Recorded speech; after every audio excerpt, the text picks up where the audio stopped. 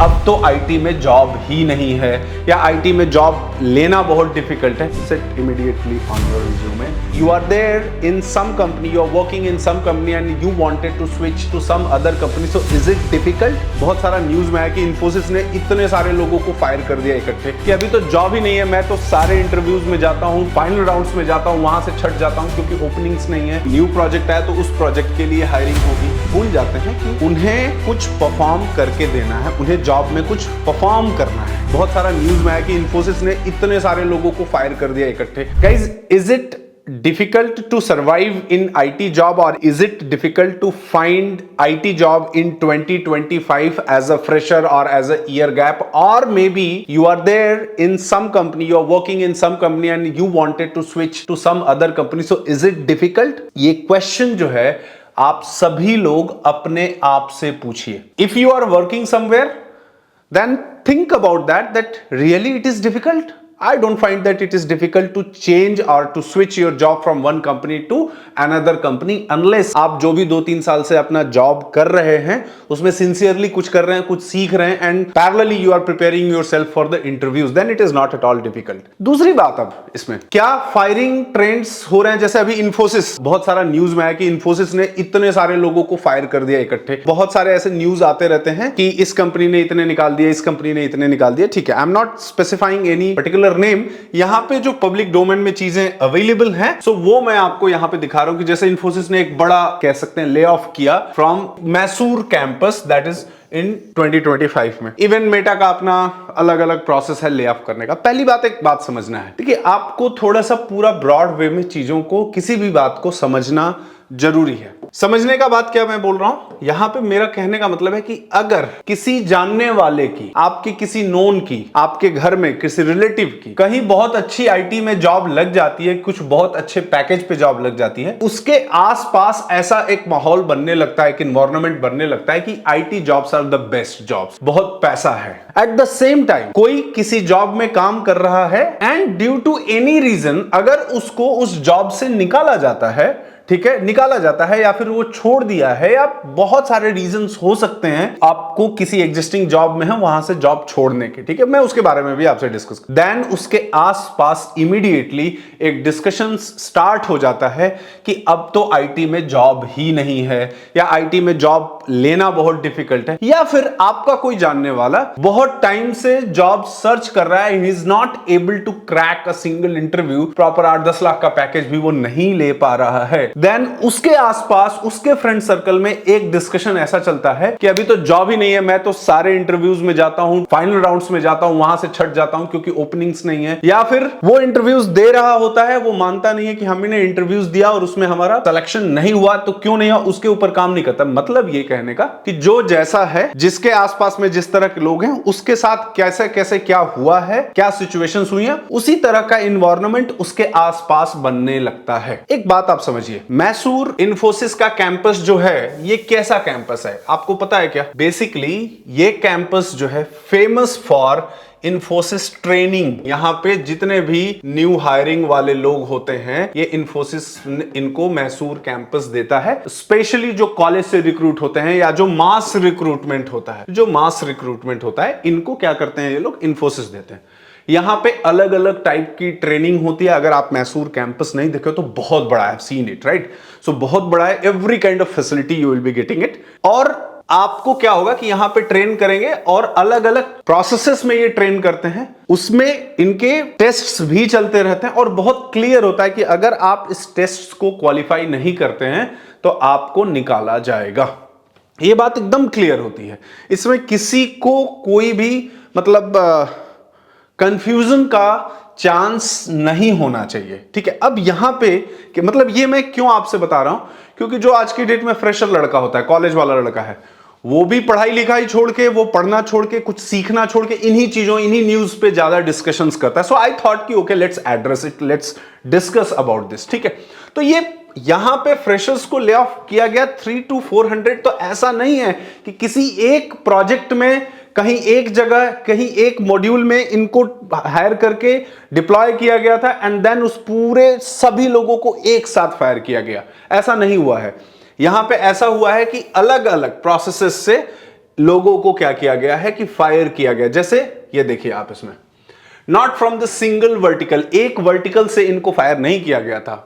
Front end से कुछ लोगों को, बैक एंड से, यूआई यूएक्स डिजाइनर से, डिजिटल सर्विसेज से, टेस्टिंग टीम से, डेटाबेस एडमिनिस्ट्रेटर सर्विसेज से, डेटा एनालिटिक्स एंड मोर से। होता क्या कि इनिशियली जब आपकी कहीं भी जॉब लगती है, मैं स्पेशली फ्रेशर्स के केस में देखता हूं, इवन ईयर गैप के भी केस में देता हूं, तो वो भूल जाते हैं कि उन्हें कुछ परफॉर्म करके देना है, उन्हें जॉब में कुछ परफॉर्म करना है, एंड देन वो पार्टी मोड ऑन हो जाता है, and may be that test and all को बहुत सीरियसली नहीं लेते हैं। This can not be the case in all the situation, कुछ केसेस की मैं बात कर रहा हूं, ठीक है। एंड मैं ये एज्यूम करता हूं कि यहां पे भी एक ऐसा सिचुएशन बन के आता है। सो एक वर्टिकल से ये फायरिंग नहीं हुई है, ले ऑफ नहीं हुआ है, ये क्रॉस अलग अलग वर्टिकल से ये ले ऑफ हुआ है, जिसमें कि इनका मेजर रीजन जो दिया गया है दैट इज द परफॉर्मेंस। अब एक बात समझना है, देखिए कहीं पे भी in any organization if you are getting hired और यू आर गेटिंग फायर्ड, दो चीजें हो सकती हैं किसी भी कंपनी के अंदर। आपकी अगर हायरिंग हो रही है या फिर आपको वहां से निकाला जा रहा है बेसिकली, या आप वहां से छोड़ के हटते हो खुद से। हायरिंग का बेसिकली डिमांड क्या होता है, हायरिंग किसके बेसिस पे ये चीजें मैटर करती हैं कि क्या, तो इनिशियली क्या है कि आपका कोई नया प्रोजेक्ट आया, कुछ भी आया, कोई न्यू प्रोजेक्ट आया, तो उस प्रोजेक्ट के लिए हायरिंग होगी, बहुत ज्यादा हायरिंग होगी। कंपनी को ये लग रहा है कि इन फ्यूचर हमें ये प्रोजेक्ट्स आ सकते हैं, पाइपलाइन में है, ओके, सो चलो उसके लिए हम अपना एम्प्लॉय स्ट्रेंथ पहले से बनाते हैं। उनको ये लग रहा है कि इस टेक्नोलॉजी पे हमारा काम ज्यादा हो सकता है, ठीक है, उस टेक्नोलॉजी के रिसोर्सेज वो पहले से तैयार करने लगते हैं। कॉलेज से जो स्टूडेंट्स को वो मास रिक्रूटमेंट करते हैं, उनकी भी वो ट्रेनिंग शुरू कर देते हैं, उसके बेसिस पे उनको वो टेस्ट लेते हैं। इन केस क्या होता है कि अब मान लीजिए कि ये प्रोजेक्ट आने वाला था, नहीं आया, project due to any reason चला गया, नहीं आया, तो कंपनी के लिए, कंपनी उनको एडजस्ट करने का ये लोग अपने अपने लेवल पे कोशिश करते हैं, और जो बढ़िया लड़के परफॉर्म करते हैं करते भी हैं, बट एट द एंड उनको जब कहीं नहीं एडजस्ट करते हैं तो 6 मंथ्स, 3 मंथ्स, 8 मंथ्स के टाइम पीरियड में उनको बोल दिया जाता है कि यू फाइंड सम जॉब, आप वहां देख सकते हो। ये मैं इन्फोसिस से नहीं रिलेट कर रहा हूं, एक जनरल में बात कर रहा हूं। तो हायरिंग सबसे पहला कि क्या नए प्रोजेक्ट्स आ रहे हैं, कोई नया प्रोजेक्ट आ रहा है तो वो एक टाइम के बाद प्रोजेक्ट कंप्लीट होगा, और उस वर्टिकल में जितने लोग हैं या तो वो किसी और प्रोजेक्ट में जाएंगे, कोई और नया प्रोजेक्ट आया, और वो कंपनी, कोई भी XYZ कंपनी अगर वो नया प्रोजेक्ट नहीं ले पा रही है तो उनको, आपको बोलना पड़ता है कि ठीक है, you can find your new job. आपको ये 3 महीने का नोटिस दिया जा रहा है, 3 महीने का, 4 महीने का, 5 महीने का ये एडवांस सैलरी ले लो, now you can start searching the job. जो लड़का प्रिपेयर्ड रहता है, जो पढ़ाई किया रहता है, समझा रहता है, एफर्ट लगा के काम किया रहता है, वो आराम से नौकरी ले लेता है, ठीक है। जो नहीं पढ़ा रहता है, चैलेंजिंग उसी के लिए होता है, और जो नहीं भी पढ़ा रहता है वो इंटरव्यू वगैरह प्रिपरेशन करके, थोड़ा अच्छे से पढ़ाई लिखाई करके, ही कैन ऑल्सो इजिली, और ही और she can get the job easily, कोई उसमें बहुत बड़ी प्रॉब्लम नहीं है। अब मैं इस पे कुछ चीजें और बता रहा हूं। दूसरी चीज है कि कंपनी क्या कर रही है कि कुछ और स्किल कर रही है, या और कुछ नया वो इनिशिएटिव्स ले रही है, उसके लिए भी हायरिंग होती है, ठीक है। प्रोजेक्ट का कुछ मेंटेनेंस वगैरह है, सो फॉर दैट उसके लिए हायरिंग करी है। अब कंपनी के पास, कोई भी XYZ कंपनी है, उसके पास कोई नया प्रोजेक्ट नहीं है, वो कोई प्रोजेक्ट नहीं क्रैक, देखिए किसी एक कंपनी के पास प्रोजेक्ट नहीं होने का ये बिल्कुल मतलब नहीं होता है कि सभी कंपनीज के पास प्रोजेक्ट नहीं है, ठीक है। कुछ कंपनी के सिचुएशंस में भी वर्कआउट नहीं किए तो उनके पास प्रोजेक्ट नहीं है, तो वो एक टाइम लेते हैं, उनको आपसे ज्यादा टेंशन होता है कि हमारा बिजनेस कैसे और ज्यादा से ज्यादा जनरेट हो, सो दैट हमें मतलब प्रॉफिट ज्यादा हो, बाकी चीज। तो हायरिंग बेसिकली इन्हीं चीजों पे ज्यादातर डिपेंड होती है। ऐसा नहीं होता है कि कंपनी हायर कर ली, कोई काम नहीं है, वो बैठा के आपको सैलरी दे रहे हैं, तो बेंच पे कितने महीने आपको रखेगी, 6 मंथ्स, 7 मंथ्स, ठीक है। जनरली आप इससे एक और चीज, जैसे कोई किसी जॉब में अवेलेबल है, कोई जॉब किसी जॉब में कर रहा है ऑलरेडी, आज की डेट में वर्क फ्रॉम होम ज्यादातर चल रहे हैं। आप वर्क फ्रॉम होम में देखिए, मैं अपने जितने भी जानने वालों को देख रहा हूं, मोस्टली वो घर से क्या काम करते हैं। आप अपने आसपास के और लोगों को देखिए जो वर्क फ्रॉम होम में है, उस वर्क, कोई भी अपना भी काम करना है तो उसी ड्यूरेशन में ही करते हैं, कोई छुट्टी जनरली नहीं लेता है, ठीक है ना। कभी मैं तो ऐसे इतने लोगों को देख रहा हूं कि मतलब ऐसा लगता है कि कंपनी इतना पैसा दे ही क्यों रही है, ठीक है, ऐसा भी कभी कभी वो लगता है, ठीक है। तो अल्टीमेटली ठीक है, आपको पैसे मिल रहे हैं, आपको चीजें चल रही हैं, आपकी जॉब है, लेकिन एक दिन तो तलवार चलेगी आपके ऊपर, और वो कब चले, आज नहीं चले, 1 साल बाद चले, 1 साल बाद नहीं 2 साल बाद चले, लेकिन आप उस चीज को निगेटिव नहीं लेने का है, उसको ऐसे लेना है कि ठीक है हमें फिर से प्रिपेयर करना है अपने इंटरव्यू के लिए, and I will go for the another interview. This is what my thought is. ठीक है, अब नेक्स्ट हम लोग इस पे बात करते हैं। नेक्स्ट बात ये करते हैं कि जैसे एक जॉब मिलना और जॉब में सरवाइव करना, ये बात ध्यान से समझिएगा। Getting hired versus job sustainability. एक बात समझिए आप कि जो फ्रेशर लड़के हैं कॉलेज से, या और भी बहुत सारे लड़के जो मार्केट में जॉब सर्च कर रहे होते हैं, बहुत सारे ऐसे जो लोग हैं जॉब सर्च कर रहे होते हैं। फ्रेशर लड़का क्या पढ़ता है? थोड़ा सी पढ़ लेगा जी, थोड़ा C++ पढ़ लेगा, मे बी जावा पढ़ लिया, थोड़ा सा DSA पढ़ लिया। एक इस DSA का तो इतना हवा लोगों ने बना रखा है, इतना हवा बना रखा है, बहुत वेराइटी ऑफ डिफरेंट प्लेटफॉर्म्स है, बहुत कॉम्प्लेक्स प्रॉब्लम्स है, और उन प्रॉब्लम्स को लेके लड़का फंसा रहता है, उसी को 5 महीने 6 महीने 7 महीने प्रैक्टिस करते रहता है। लेकिन एक बात समझिए, ये आपके लॉजिकल एबिलिटी को टेस्ट करेगा, ठीक है, मे भी किसी और प्रोग्रामिंग लैंग्वेज में कर रहे हैं। तो बहुत सारे लड़के क्या कर रहे हैं कि अगर कंपनी का सिलेक्शन पैरामीटर है तो DSA कोडिंग, DSA वगैरह थोड़ा सा सीख लिया, बाकी चीज किसी तरह से जॉब में आ गए, स्पेशली मैं कॉलेज के बाद फ्रेशर। अब जब उन्हें लाइव ट्रेनिंग में डाला जाता है उनको, जैसे कि स्प्रिंग बूट हो गया, माइक्रो सर्विसेज हो गया, या और जिस पे एक्चुअल में काम हो रहा है, ठीक है, वहां पे ये बहुत अच्छा शायद परफॉर्म नहीं कर पाते हैं, क्योंकि हैंड्स ऑन एक्सपीरियंस नहीं है, उतना पढ़ने का प्रैक्टिस नहीं है, एंड देन ओनली वहां से प्रॉब्लम क्रिएट होना शुरू होता है। और शुरू होता है तो देन फिर आगे की कहानी आपको पता है कि क्या होता है, नहीं होता है। तो आप एज अ फ्रेशर या फिर as a year gap students, आप जब भी जॉब सर्च कर रहे हैं, DSA पढ़ो, कोई प्रॉब्लम नहीं, आप इसको पढ़िए, लेकिन साथ में टेक्नोलॉजी एंड फ्रेमवर्क्स पे भी ध्यान दो और पूरा ध्यान दीजिए। अगर आप उस टेक्नोलॉजी फ्रेमवर्क्स पे ध्यान नहीं देते हैं तो आपके साथ परफॉर्मेंस इशू रहेगा। अब इसमें कुछ लोग बोलेंगे कि सर्विस बेस्ड कंपनी है या प्रोडक्ट बेस्ड, क्या आप जब जॉब सर्च कर रहे हो right in the beginning itself आप ये मतलब अपने आप से क्लियर कर सकते हैं कि नहीं हमको सर्विस बेस्ड में ही जॉब लेना है, हमें प्रोडक्ट बेस्ड में ही लेना? होते होंगे कुछ लोग जो ऐसा करते हैं कि नहीं I wanted to get only into the product based, good है। लेकिन जो लड़का 3 साल 4 साल से घूम रहा है, वो जॉब नहीं मिल पा रहा है, या फिर फ्रेशर है, कॉलेज से निकला हुआ 7-8 महीने से वो BPO की जॉब सोच रहा है किसी तरह से मैं डेवलपमेंट में, क्या उसके पास कोई सर्विस बेस्ड कंपनी का ऑफर लेटर आता है तो क्या उसके अंदर उतना गट्स है कि उसको डिक्लाइन कर दे, उसको ना ज्वाइन करके, and then he should wait for the product based company? बहुत कम लड़के ऐसा होते होंगे या होते हैं, जनरली नहीं होता है। और मेरा भी यही सजेशन है आपको कि या इधर इट इज प्रोडक्ट बेस्ड और सर्विस बेस्ड, आपको सबसे पहले ज्वाइन कर लेना चाहिए। और जब ज्वाइन आप कर रहे हैं तो रियल हैंड्स ऑन, चाहे वो कंपनी जिस टेक्नोलॉजी पे भी काम कर रही है, उस पर्टिकुलर टेक्नोलॉजी का फ्रेमवर्क टूल्स आपको आना चाहिए और सीखना चाहिए, और सीख के ट्राई करना चाहिए आपको कंपनीज में जाने के लिए। होता क्या है कि जनरली किसी की जॉब लग जा रही है, आज की डेट में किसी की जॉब लग गई। अब जॉब लगने के बाद इमीडिएटली लड़के को कुछ भी नहीं आता है, तो फिर भी उसको एक कॉन्फिडेंस आ जाता है कि नहीं अब तो मैं बहुत काम का हूं, और वो उसका कॉन्फिडेंस तभी तक रहता है जब तक उसे सैलरी आ रही होती है। जिस दिन स्टॉप हो जाती है सैलरी, मतलब मैं तो ऐसे बहुत सारे लोगों को देखता हूं कि जब सैलरी स्टॉप होने के बाद उनका क्या कॉन्फिडेंस हो जाता है और किस तरह का सिचुएशन होता है। और जब तक सैलरी आती है वो सोचते भी नहीं है उनको कि क्या आता है क्या नहीं आता, कुछ स्किल करना चाहिए, कुछ पढ़ना चाहिए। और इंटरव्यूज देने के बहुत सारे ट्रिक एंड टेक्निक्स लड़के आज की डेट में अडॉप्ट कर रहे हैं, बट मैं बताऊं आपको कि वो भी बहुत अच्छे से काम नहीं कर।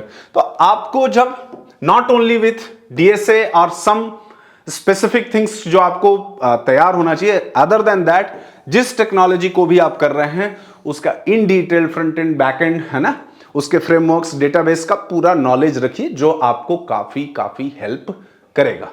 अब लास्ट में इन केस अगर आपको कहीं से फायर कर दिया जा रहा है, आपको कहीं से फायर कर दिया, एक बात समझते हैं, आप किसी कंपनी में काम कर रहे हैं, 2 साल 3 साल हो जाता है, आप खुद भी नोटिस पीरियड देके उसको बता के कंपनी को रिजाइन डाल के दूसरी कंपनी में ऑफर लेटर आते ही चेंज हो जाते हैं, ठीक है। इनकेस अगर कंपनी के पास प्रोजेक्ट नहीं है और वो प्रोजेक्ट कंपनी आपको बोल दी कि 3 महीने तक आप अपना जॉब सर्च कर लीजिए, एंड पॉइंट ये नहीं है, मार्केट का स्थिति, मार्केट का कंडीशन आप इस तरह से नहीं इवेल्युएट कर सकते। ध्यान देखना, आप मार्केट का कंडीशन का मतलब ये है, आप ऐसे देखो मान लीजिए कि 300 लोग कहीं से जॉब छोड़ रहे हैं, 300 लोगों को कहीं से जॉब छोड़े वो लोग, ठीक है। क्या वो मार्केट में उनके पास और ऑफर लेटर्स हैं या नहीं हैं? जो लड़के जॉब छोड़ते हैं या जिनको जॉब से हटाया जा रहा है या हटाया जाता है किसी कंपनी से, ये देखिए ये पार्ट ऑफ द प्रोसेस है, ठीक है ना। हटाना रखना, प्राइवेट कंपनी, अगर आप भी कुछ छोटा मोटा काम करें तो जो काम अच्छा कर रहा है उसको रखते हैं, जो काम नहीं अच्छा करता उसको 1 2 4 10 महीने देखते हैं, फिर बोलते हैं ठीक है आप जा सकते हैं।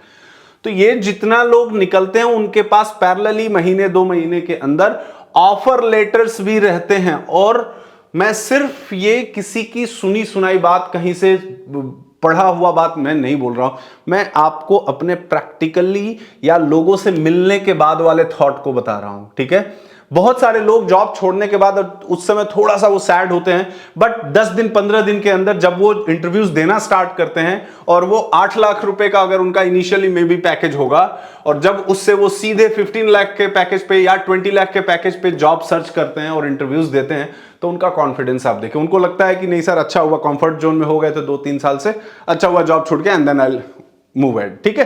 तो हमें एक अच्छा पैकेज। तो देखिए सबसे इंपॉर्टेंट बात मैं यहां पे क्या बताऊं कि इस तरह के न्यूज, कहीं से किसी कंपनी से किसी को फायर किया गया, कुछ ऐसा हुआ, फायर करने का यह मतलब नहीं है कि उनको, या ले ऑफ करने का यह मतलब नहीं कि अब उनको मार्केट में कोई और जॉब अवेलेबल नहीं है। इस समय इनिशियली वो लड़का उस फेज में होता है कि जिसे वो प्रॉब्लम लगता है कि ये क्या हो रहा है, लेकिन लड़के को एक चीज और समझना पड़ेगा कि उसको अपने आप को बहुत अच्छे से प्रिपेयर किया है लड़का। तो जैसे उसका पहली बार जॉब हुआ है, किसी कैंपस से उसका जॉब हुआ है, वैसे अभी भी उसका जॉब होगा, बस उसके पास स्किल सेट प्रॉपर होना चाहिए। एक जॉब छोड़ने का मतलब यह नहीं होता कि अब पूरा आप एकदम सब कुछ खत्म हो गया, अब आपको दूसरी जॉब मिलेगी ही नहीं। आपको तो और उस पर और मेहनत करके और एफर्ट डाल के अच्छे से और कुछ नई चीजों को सीख के, and you should try for another job. 100% 2 4 5 10 lakh रुपए पैकेज आपका बढ़ता ही बढ़ता है एक जॉब से दूसरे जॉब में जाने पे, and specially in IT sector. तो मेरा आपको जस्ट एक ऐसे सजेशन है, एंड प्लीज मतलब जो मैं आपको बोल रहा हूं आप थोड़ा सा ब्रॉड माइंडेड होकर सोचिएगा और कमेंट सेक्शन में अपने थॉट्स को भी लिखिएगा कि अगर आपको मान लीजिए निकाला गया किसी कंपनी से, है ना, तो सबसे पहले तो आप समझो कि क्या प्रॉब्लम है, क्यों आपको निकाला गया है, क्यों निकाला गया है। क्या आपकी कोई गलती है? क्या आपको कुछ बार बार रिमाइंडर टास्क दिया जा रहा था, नोटिस दिया जा रहा था कि ये नहीं कर पा रहे हो, और स्टिल उसके 3 4 5 महीने बाद निकाला गया? तो आपको सीरियसली सोचने की जरूरत है कि आपको और एफर्ट डालने की जरूरत है, कुछ नया सीखने की जरूरत है, and then accordingly you need to work. लेकिन आपके कंपनी का मान लीजिए जिस प्रोजेक्ट पे थे वो प्रोजेक्ट ही चला गया और कोई और प्रोजेक्ट में आपका इंटरव्यू हो रहा था, शायद आप वहां पे सिलेक्शन नहीं ले पा रहे थे, इसकी वजह से निकाला गया। तो अच्छा है ना, दूसरा कंपनी में इंटरव्यू दो और वहां पे सिलेक्शन लो, काम और पैकेज बढ़ाओ। इसमें रोने का कोई बात नहीं है, इसमें पूरा मार्केट का सेंटिमेंट बनाने का जरूरत नहीं है कि नहीं अब तो ये ऐसा है वैसा है, ठीक है। दूसरा, जैसे ही होता है ले ऑफ, आप प्रिपेयर करिए और अपना रिज्यूमे वगैरह अपडेट, पहला काम यही होता है, sit immediately on your resume, start updating it, and फिर आप ये तो ठीक है नेटवर्किंग वगैरह जो मतलब रेफरेंसेस वगैरह पे ट्राई करिए, और आराम से आप नौकरी वगैरह से भी ट्राई करते हैं, सो यू विल गेट। और फिर से upskill and reskills with the trends, upskill and reskill, जो जानते हो उसको दोबारा पढ़िए, और नहीं आपको लगता है कि जो आप पढ़े हुए हो आपको बहुत अच्छे से आता है, तो कुछ और नई चीज़ों को सीखिए, समझिए, एंड देन आगे बढ़िए, है ना। और थोड़ा सा सोच समझ के करिए, एकदम फटाफट अप्लाई करना शुरू कर दिया, आपके इंटरव्यू प्रिपरेशन है नहीं है कुछ भी है, एंड देन दिए जा रहे हैं इंटरव्यू, दिए जा रहे हैं, कहीं सिलेक्शन नहीं हो रहा, तो वैसा नहीं करिए। पहले आराम से दिमाग लगा के सोचिए कि क्या आपको इंटरव्यूज़ में जाना चाहिए, प्रिपेयर करिए, क्योंकि किसी एक कंपनी में आपका इंटरव्यू हो गया, कोई बढ़िया कंपनी है, वहां पे में भी आपका सिलेक्शन नहीं हो, तो कुछ टाइम के लिए चांसेस वहां पे आपके रुक जाते हैं, ठीक है ना। इससे अच्छा है कि आप फुल्ली अपने तरफ से प्रिपेयर्ड हो जाइए। 100% है कि कितना भी आप प्रिपेयर हो जाइए, हर इंटरव्यू के अंदर आपका सिलेक्शन तुरंत नहीं हो जाएगा, लेकिन हर इंटरव्यू के अंदर चांसेस ऑफ सिलेक्शन बहुत ज्यादा रहेंगे, और उसमें 2 4 5 इंटरव्यू में कहीं ना कहीं हो ही जाता है, ठीक है। तो ये मेरा एक अपना थॉट है। और एट लास्ट इस समय हायरिंग बहुत अच्छी चल रही है। हायरिंग उन्हीं की चल रही है जो अच्छे से पढ़ रहे हैं, जो अच्छे से सीख रहे हैं चीजों को, और सीखने के बाद बहुत अच्छा पैकेज इस समय लग रहा है, और मार्केट एकदम अपने मतलब बढ़िया वाली कंडीशन पे। हाँ, ऐसा नहीं है कि पहले आप 8 लाख से सीधे 25 लाख मांगते थे, तो ये वाला मार्केट नहीं है। लेकिन आपको सैलरी, आप जॉब सर्च कर रहे हो और आपको सारी चीजें आती हैं, तो 8 लाख 10 लाख का पैकेज, 10 लाख का पैकेज मिल जाता है। और 10 लाख के पैकेज पे हो तो आप 18 लाख 20 लाख के पैकेज पे भी आराम से आज की डेट में आपको जॉब मिल रही है। और बहुत सारे, और ये चीज मैं अपने पर्सनल एक्सपीरियंस के हिसाब से बता रहा हूं, मैं गूगल ट्रेंड्स के कीवर्ड्स को एनालाइज करके आपको नहीं बता रहा हूं। ये मैं आपको जानते हुए, समझते हुए, लोगों से बात करके, देख के क्या ऑफर लेटर्स आ रहे हैं, हम लोग के स्टूडेंट्स के कितने ऑफर लेटर्स आ रहे हैं, क्या हो रहा है, इन सारी चीजों को समझते हुए मैं ये आपको बता रहा हूं। तो बी पॉजिटिव, ठीक है। अपने एग्जाम, जैसे आप 10th 12th के एग्जाम की प्रिपरेशन करते थे, उसी तरह से इन सब्जेक्ट्स की तैयारी करिए जिसके बेसिस पे आपको इंटरव्यूज जाना है, ठीक है। इन डेप्थ क्वेश्चंस को एनालाइज करिए, बहुत ज्यादा मेहनत करिए उस पे, ठीक है। एंड रेस्ट इंटरव्यू पे आप छोड़ दीजिए कि इंटरव्यू कैसा। अब और अगर आप अच्छा से पढ़ के जाते हैं, थोड़ा आपका कॉम स्किल अगर वीक है, कोई प्रॉब्लम नहीं है, ठीक है, लेकिन अगर आप पढ़ाई अच्छे से करके जाते हैं, सब्जेक्ट्स की समझ अच्छे से, तो इंटरव्यूअर समझ जाता है कि इस बंदे की क्वालिटी क्या है, ठीक है। मेरा ये बात आपको सही लगा तो please share this video and share your thoughts, write your thoughts in the comment section. Thank you, bye bye, see you, take care.